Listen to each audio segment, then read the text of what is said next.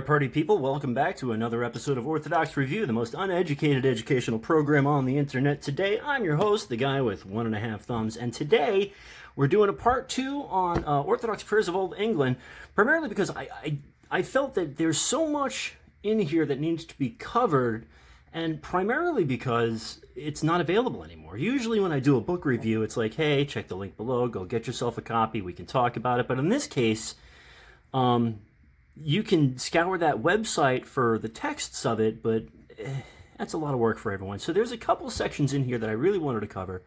Originally, I was going to put them in the video with the Psalms, but no, you guys deserve better than that. So there's a couple of sections in here I just want to go over with y'all real quick that I think are just neat.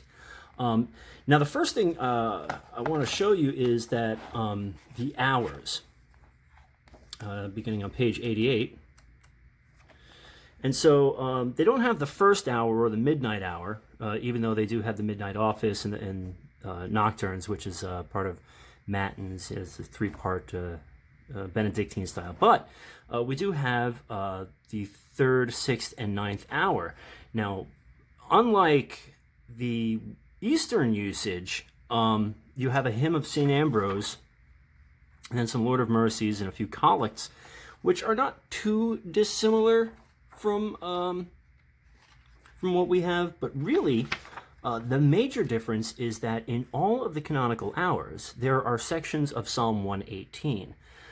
So here we have Psalm 118 C, D, etc., all the way through K once we get to the 9th hour. And so I had to sit down. Now, luckily, they use the Psalter according to the 70 from Holy Transfiguration Monastery, so I had to sit down and get the corresponding verse numbers that go along with this. So section C is 33 through 48. These are verses, by the way. D would be 49 through 64. And by the time you get to the 9th hour, pardon me a moment. So by the time you've finished out the 9th hour, you've finished out the 118th Psalm. So sections A and B, I would imagine, are in first hour, which just isn't here, but you can just kind of figure that one out for yourself. So I thought that was pretty neat that they use Psalm 18 for a daily psalm. So that's pretty rad. The second thing I wanted to go over, and this is what I mentioned at the end of the previous video, is the little offices of the Holy Virgin Mary and the little office of the guardian angel. Now, what these are truncated offices. I would imagine you would use during the week or maybe on a festal occasion, Vespers all the way through the liturgy, with the focus being on, instead of commemorating a saint or someone else, it's a commemoration of or intercession to the Theotokos or the guardian angel. And so you have texts for Vespers, Matins, including all the psalm variations, everything. I mean, there's nothing is left to guesswork, and if something's somewhere else in the book, it just tells you where to go. All the canticles, all the psalms, and then we will get eventually to the 3rd hour, and then the 6th hour. So these are days outside of liturgy, and then the 9th hour, and then you're on to the one for the guardian angel. And some of the prayers in here, as with every other section of this book, you find these awesome prayers that you just don't see anywhere else. The hymn of Saint Venantius, I hope I'm pronouncing that right, from the 6th century. And that's another cool thing that I didn't mention before about the book, is that anytime you see a prayer attributed to a saint, with the exception of like the hymn of St. Ambrose and things like that, it will give you a date, or at least the century that it's from. Now, another cool bit is on page 150. We'll get there, folks. You know the drill. Come on, we're almost there. Almost, so close. 55. Hey, look. See? Jesus prayer. Page 150. And this is... I love these. So here's a Gaelic litany of the Holy Virgin Mary. And this was from roughly the 6th century. And then the Litany of the Saints in the 7th century. Now, I'm a big fan of litanies, not necessarily when, like here, you know, 2 or more chanters.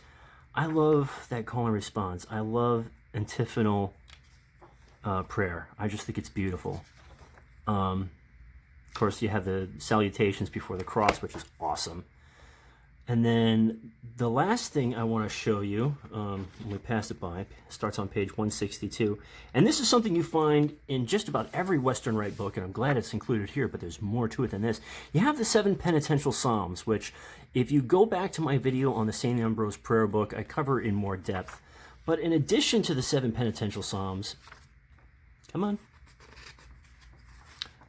you have the gradual psalms, which the Psalm of Ascents, the 15 psalms that usually you would hear in the Eastern usage during Matins. So it's Psalm 119 through 133, pardon me. And so it's nice that they have those in there. And it tells you why you're praying them, which is nice. Like who you're commemorating. So really a lot of neat stuff in here that I wanted to point out. So if you have the time to scour that website, and I will leave the link again down below, for these prayers, I highly recommend just giving them a look. Also in this book, and I really can't go too much more in depth, you have a little, not catechesis, but you have some instruction on basic Orthodox behavior when it comes to the icon cornering, blessings, greetings, how to address the clergy, venerating icons, entering the whole 9 yards. And so, like, every instruction you could possibly need is in here, and even just kind of how-to on, like, hey, how should I use this book, which is pretty cool. And then I will go to the table of contents just to give you more of an idea of what else is in here. So you have that Tantra of a Beard prayer that I talked about last time. You have wedding services, holy unction, prayer services for the dead and dying, commemoration of souls, the Requiem Mass, which is beautiful. You have various and sundry prayers of intercession for this, that, and the other thing, but also just, you know, with that distinctly Western flavor.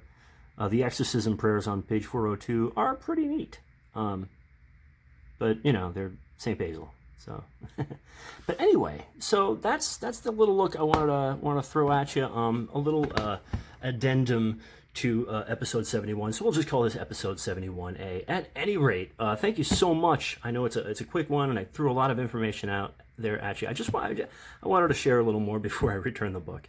At any rate, God bless you all. Thank you so much for your continued support. You guys make this worthwhile. Thank you so much for giving me some focus and giving me something to do to help my own sinful soul heal just a little bit. All right, I'm not going to start crying, so I'm just going to leave it at that. On behalf of Spooky Cat and myself, please, please, please don't forget to go to church, say your prayers, and remember God. God bless you.